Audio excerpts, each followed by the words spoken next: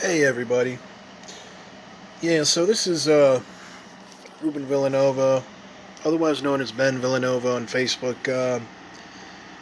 As you know, I've been going through this custody stuff for some time, and the bottom line is we have an attorney named Ashley Wilburn. She used to work for Kane Wilburn and Stone, but suspiciously enough, she's left that firm, and it might have to do with the feds looking at her. I don't know. I know I reached out to them about inconsistencies with what she was doing as a best interest attorney regarding children, but it is what it is. The fact of the matter is, there was an incident that occurred on October the 20th of 2021 where my daughter confessed to me in a bathroom that she had been hit by somebody.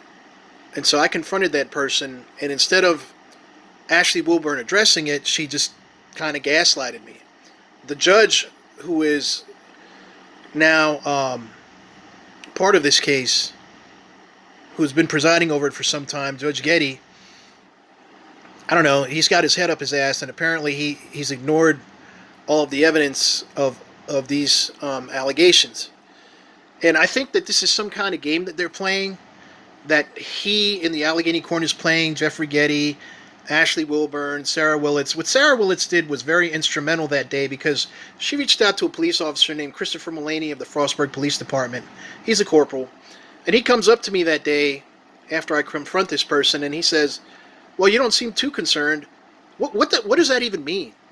I mean, should I have come up to them, to the parties who were alleged to do this with, some kind of razor wire covered bat and crack their head open? Does he not understand that there are cases where people can think with a clear head, even though they've been through something traumatic or something questionable like this, or something controversial like this? Apparently his IQ is so great that he doesn't seem to understand that. And so between Sarah Willits texting him, which I'm sure they communicated about that incident, long story short, she was able to cover up the allegations.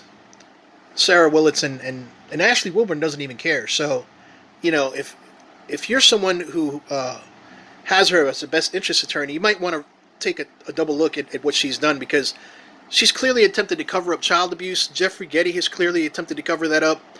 I brought it to the attention of the Attorney General, but Rachel Stewart doesn't seem to care.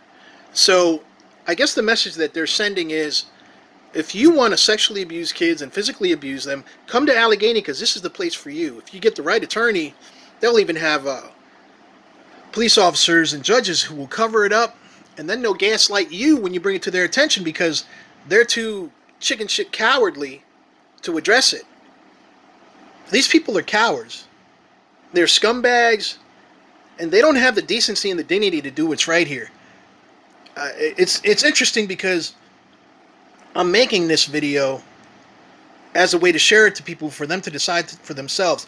But I can guarantee you, not one of them, not a single one of them, will have the courage to refute it. And so I've motioned to recuse this judge for a lot of things. Making me get a psych eval even though I had one. And then his excuse was, well, it didn't include testing.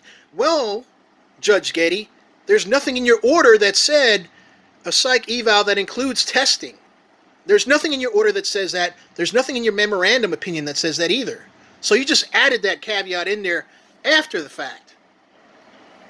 And then after that, all of a sudden, when I go to my hearing February of this past year, then they pull out the psych that's apparently a friend of his, because I don't know what their relationship is, but apparently there has to be some kind of relationship for him to pick these psychs that are off of his list.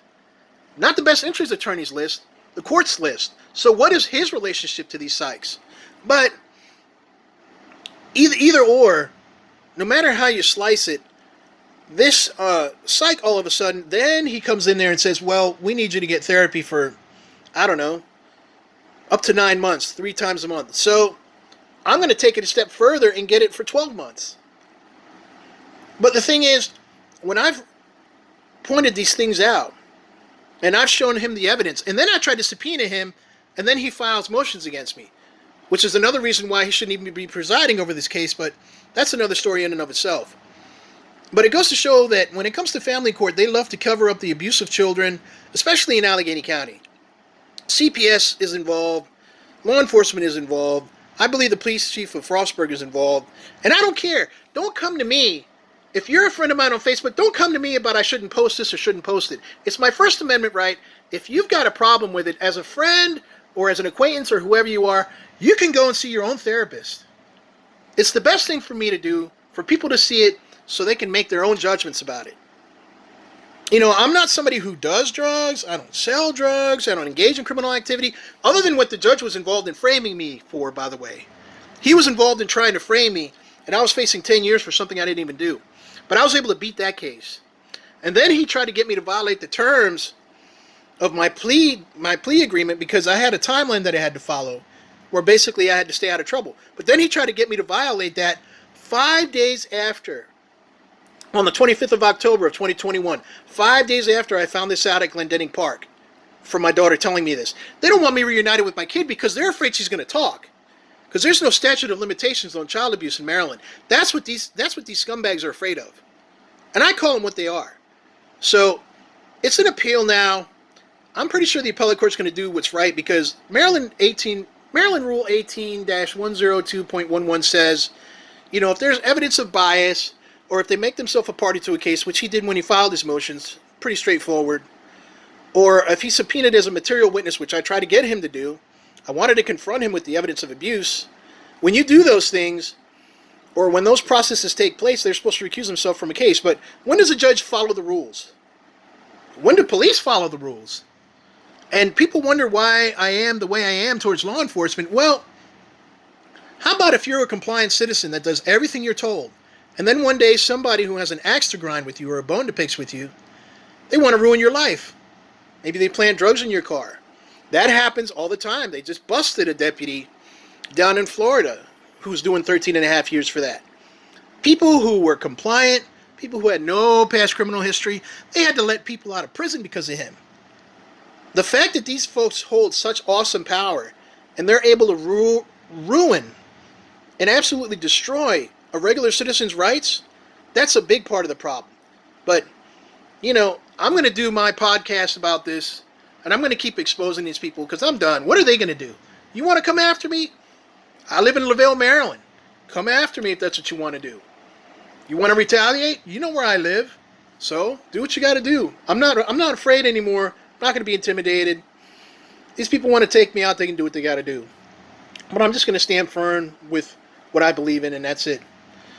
All right. You all have a great day.